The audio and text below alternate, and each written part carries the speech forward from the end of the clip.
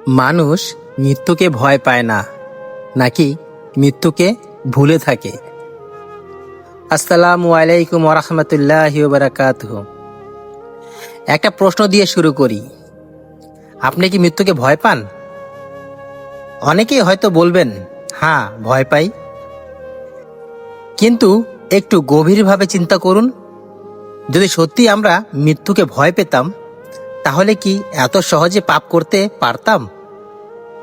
যদি সত্যি মৃত্যুর কথা মনে থাকতো, তাহলে কি আমরা মানুষের হক নষ্ট করতাম? যদি সত্যিই জানতাম যে আজই শেষ দিন হতে পারে, তাহলে কি আমরা নামাজকে অবহেলা করতাম? প্রিয় ভাই ও বোনেরা, পৃথিবীতে এমন কোনো মানুষ নেই যে মৃত্যুর স্বাদ গ্রহণ করবে না। ধনী, গরিব, রাজা, প্রজা, বিখ্যাত, অখ্যাত, সবার গন্তব্য একই। তবু মানুষ এমনভাবে জীবনযাপন করে যেন মৃত্যু তার জন্য নয়। মানুষ ঘর বানায়, পরিকল্পনা করে, ভবিষ্যতের স্বপ্ন দেখে। এগুলো দোষের কিছুই নয়। কিন্তু সমস্যা তখনই শুরু হয় যখন মানুষ দুনিয়াকে স্থায়ী ভেবে নেয়। আজ আমরা মৃত্যু নিয়ে কথা বলতে চাই না, কবরের কথা শুনতে চাই না, আখিরাতের কথা এড়িয়ে চলি। কারণ এসব আমাদের মনে করিয়ে দেয় আমরা চিরস্থায়ী নই। আর এটাই সেই বাস্তবতা যা মানুষ সবচেয়ে বেশি ভুলে থাকতে চায়। প্রিয় দর্শক, মৃত্যুকে ভয় পাওয়া আর মৃত্যুর জন্য প্রস্তুত থাকা এই দুইটো এক জিনিস নয়। অনেক মানুষ মৃত্যুকে ভয় পায়, কিন্তু নিজেদের পরিবর্তন করে না। আবার কিছু মানুষ মৃত্যুকে স্মরণ করে, আর সেই স্মরণ তাদের জীবন বদলে দেয়। রাসূল সাল্লাল্লাহু আলাইহি সাল্লাম আমাদের মৃত্যুকে বেশি বেশি স্মরণ করতে বলেছেন, কারণ মৃত্যুর স্মরণ অহংকার ভেঙে দেয়, মানুষকে বিনয়ী করে দেয়, পাপ থেকে দূরে রাখে। যে ব্যক্তি জানে একদিন তাকে আল্লাহর সামনে দাঁড়াতে হবে, সে মানুষের সাথে অন্যায় করার আগে দুবার ভাববে। সে হারাম উপার্জনের আগে থমকে দাঁড়াবে। সে গোপনে পাপ করার আগে নিজের বিবেককে প্রশ্ন করবে। কিন্তু আজ কি হচ্ছে? মানুষ মৃত্যুকে দূরের ঘটনা মনে করছে, ভাবছে এখনো অনেক সময় আছে, এখনো বয়স কম, এখনো তওবার সময় আসেনি। কিন্তু মৃত্যু কখনো অনুমতি নিয়ে আসে না। কত মানুষ সকালে ঘর থেকে বের হয়েছে, কিন্তু সন্ধ্যায় আর ফিরে আসেনি। কত মানুষ আগামীকালের পরিকল্পনা করেছে, কিন্তু আগামীকাল দেখার সুযোগ পায়নি। এটাই বাস্তবতা।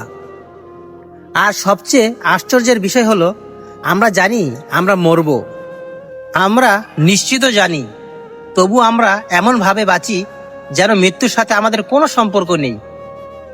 প্রিয় ভাই ও বোনেরা, একবার কল্পনা করুন, যদি আপনাকে বলা হয় আপনার জীবনে আর মাত্র 24 ঘন্টা বাকি, তাহলে কি আপনি আগের মতো সময় নষ্ট করবেন? তাহলে কি মানুষের সমালোচনা নিয়ে ব্যস্ত থাকবেন? তাহলে কি গুনাহকে হালকাভাবে নেবেন? অবশ্যই না। তাহলে কেন আমরা প্রতিদিন এমনভাবে বাঁচি যেন আমাদের হাতে অসীম সময় আছে?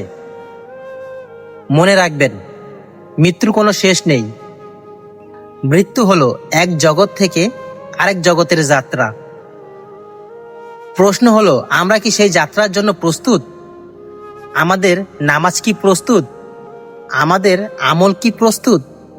আমাদের তওবা কি সম্পূর্ণ? আর যদি মৃত্যু এসে যায়, আমরা কি আল্লাহর সাথে সাক্ষাতের জন্য প্রস্তুত? প্রিয় দর্শক আমার, মৃত্যুকে ভয় পাওয়ার চেয়ে গুরুত্বপূর্ণ হলো মৃত্যুর জন্য প্রস্তুতি নেওয়া।